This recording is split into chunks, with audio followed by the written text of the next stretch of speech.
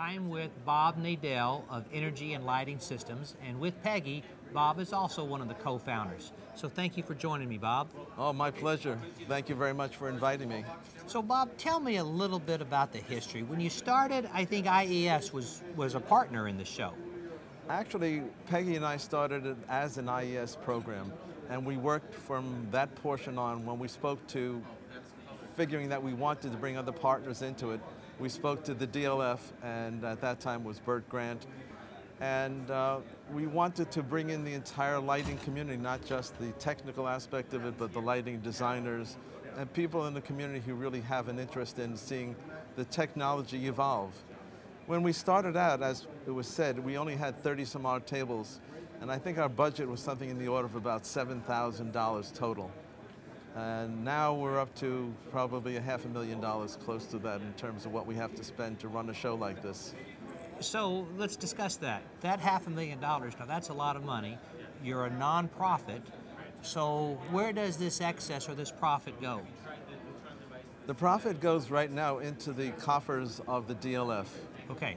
We give out funds to various charities. We give to the Nichols Fund. Knuckles Fund. Knuckles Fund, thank you. Okay. We give money to schools. So we do charitable things that advance the technology of lighting and education. Okay, that's great. I had no idea. And I don't think many of our audience probably were aware of that. So how many different speakers do you have at this show now? I believe that we have a total of about 15 speakers, perhaps. And you have concurrent tracks as well. Yes, on both days. Each one to not only handle the technology, but from the basics of lighting, of learning about LED lighting, to the more sophisticated levels and use of lighting in LED technologies. So I'll ask you the same I asked Peggy. In 2005, did you have any idea LEDs would be where they are today? I don't think anybody had that insight to it. I just think it was a wonderful opportunity for us to exhibit, show the technology off to our community, and then just it exploded in a way that we had no idea that it would ever take off.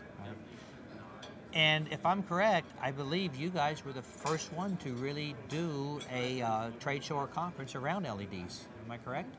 I would believe so, and certainly we've been known now as the preeminent lighting source for LEDs in the East Coast.